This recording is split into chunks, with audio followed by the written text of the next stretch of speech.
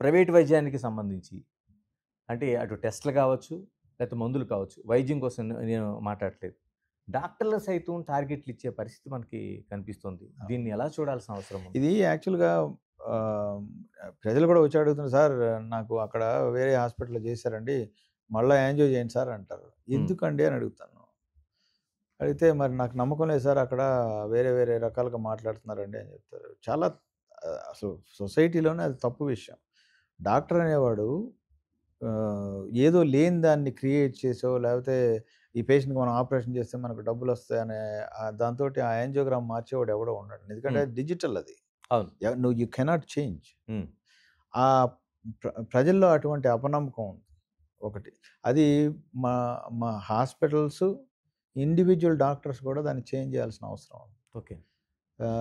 మీరన్న ఎక్కువగా టెస్టులు రాస్తే మనకి హాస్పిటల్ వాళ్ళు నన్ను బాగా చూసుకుంటారు.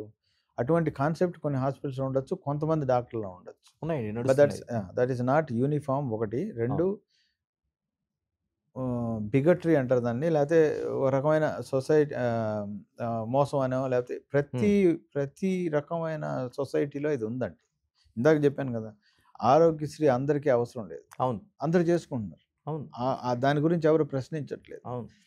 డాక్టర్ అనేవాడు గూడా మనిషే. అతనికి గూడా కొన్ని రకాల ఆహ్, అవును. మైండ్‌సెట్ ప్రాబ్లమ్స్ ఉంటాయి. అవును. వాళ్ళని మాత్రం ప్రశ్నిస్తున్నారు. సో, నేననేదేంటంటే దీనిలో కొంత ఆహ్, మనకి ఎక్కడ మంచి జరుగుతుందని అక్కడ you should start believing those people.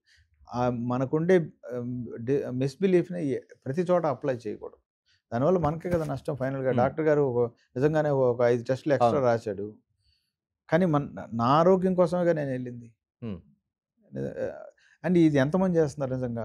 ఒక 5% 10% ఉంటే దాన్ని మొత్తం అవును. హోల్ మెడికల్ కమ్యూనిటీకి అప్లై చేయకూడదుగా. అవును. సో, అదే అవుతుందిప్పుడు. ఈ రకంగా ఇటువంటి లాజికల్ వే ఆలోచిస్తే ఆ connection between doctor and society break అవ్వదు. ప్రతిదాన్ని ఆలోచిస్తుంటే మాత్రం డెఫినిట్‌గా బ్రేక్ అవుతది. ఫైనల్‌గా నష్టపోయేది జబ్బున్న మనిషి, ప్రజ, డాక్టర్ కాదు. Hmm. So, there need to be some reconciliation అనేది ఉండాలి సొసైటీకిను, మెడికల్ ప్రొఫెషన్. డాక్టర్ గారు మీ ఫాదర్ కోసం చెప్పారు. ఆ మెడికల్ షాప్ దగ్గర నుంచి చిన్న చిన్న వైద్యం చేసే వరకు. ఈ రోజు మనకి గ్రామాల్లో కావచ్చు, చిన్న చిన్న పట్టణాల్లో కావచ్చు, బీఎంపీ, ఆర్ఎంపీ ఇలాంటి బేసిక్ మెడికల్ ప్రాక్టీషనర్స్ వ్యవస్థ ఉంది. అవును. వీళ్ళని ఒక దొంగలుగా ముద్ర వేసి కేసులు నమోదు చేస్తున్నారు. ఇలాంటివి జరుగుతుంది. అంటే అవును. నిజంగా ఈ వ్యవస్థ ఉండాల్సిన అవసరం ఉందా? ఎలా ఉండాలి? ఆహ్, అంటే ఒరిజినల్‌గా మీకు గనక దాని హిస్టరీలోకెళ్తే ఆర్ఎంపీలు, పీఎంపీలు ఇవన్నీ గూడా ఆహ్, కోస్టల్ డిస్ట్రిక్ట్స్‌లో ఇక్కడ కూడా జరిగి ఉంటదది. కోస్టల్ డిస్ట్రిక్ట్స్‌లో ఒక్కొక్క ఊళ్ళో ఒక పెద్ద ఎంబీబీఎస్ డాక్టర్ ఉండి హ్మ్. ఈ కాంపౌండర్‌లని కుర్రాళ్ళని కొంతమంది 10థ్ క్లాస్ చదివినోళ్ళనో ఎవరినో ట్రైన్ చేసి హ్మ్. ఇంజెక్షన్‌లిచ్చే పరిస్థితికి, కొన్ని సింపుల్ డయేరియాకి వాటికి వీటికి ఉండే పరిస్థితికిచ్చి వాళ్ళని ఊళ్ళలోకి పంపించేవారు. ఎందువల్లంటే ఎస్పెషల్లీ రామచంద్రారెడ్డి గారు ప్రజా వైద్యశాలని నెల్లూరులో ఉందండి. ఓకే. ఆయన ఇలా ట్రైన్ చేసి ఆయన కమ్యూనిస్ట్. హ్మ్. ఆయన అసలు డబ్బులు తీసుకునేవారు కాదు. హ్మ్. వాళ్ళిచ్చింది అందరికి ప్రజలకే పంచేవారు. ఆయన ఇలా ట్రైన్ చేసి ఆహ్, విలేజెస్‌కి పంపించి ఇమ్మీడియేట్‌గా హెల్ప్ ఉంటదనే ఉద్దేశంతో చేశారు. సో, అది ఒక జనరేషన్ వరకు పనిచేసిందండి. హ్మ్. ఇప్పుడు ఆబ్వియస్‌గా మీరన్న రకరకాలైన ఇంట్రెస్ట్‌లొచ్చేసినాయి. ఓకే. కానీ మీరు రెండో వైపు చూస్తే డాక్టర్ల సంఖ్య బాగా పెరుగుతుందండి. పెరుగుతుంది. ఎంబీబీఎస్ తర్వాత మాకు మెడికల్ కాలేజీలు పెరిగినాయి. అవును. స్పెషలిస్టులు పెరిగారు. నేను ఇందాక చెప్పినట్టుగా మా ఊళ్ళోనే 16 కార్డియాలజిస్టులు, క్వాలిఫైడ్ కార్డియాలజిస్టులున్నారు. హ్మ్. ఇది డిస్ట్రిక్ట్ హెడ్ క్వార్టర్స్ అది. పోను పోను ఇది క్వాలిఫైడ్ డాక్టర్స్ పర్క్యులేట్ అవుతారు. ఏది మోడరేట్ సైజ్ టౌన్‌కి ఆ టైప్‌లో. సో, గ్రాడ్యుయల్‌గా వీళ్ళు డిసపియర్ అయిపోతారండి. ఈ హ్మ్. ఈ మనం దాని గురించి ఎక్కువ వర్రీ పడాల్సిన పని కూడా లేదు. ఈ సిస్టమే తగ్గిపోతుంది.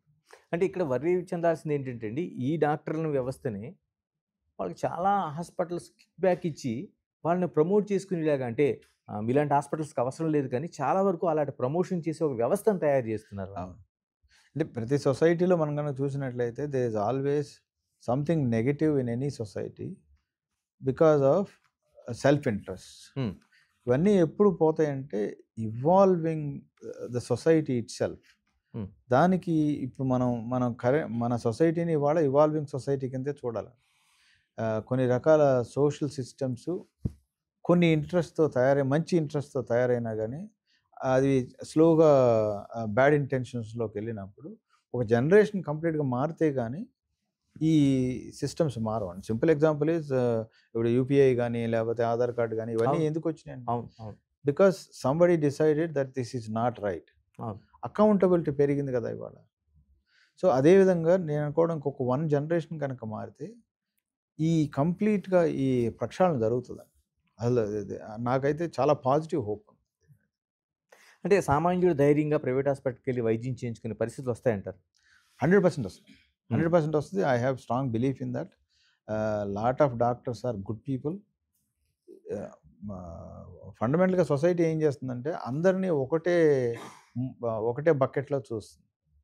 వీళ్ళు హ్యూమన్ బీయింగ్స్ కాబట్టి వీళ్ళలో కూడా కొంతమంది ప్రాబ్లమాటిక్ పీపుల్ ఉండొచ్చు. హ్మ్. మనం మెజారిటీ డాక్టర్స్ మంచివాళ్ళు అనే కాన్సెప్ట్‌తో ముందుకెళ్తే సిస్టమ్‌లో కొంత కరెక్షన్స్ జరిగితే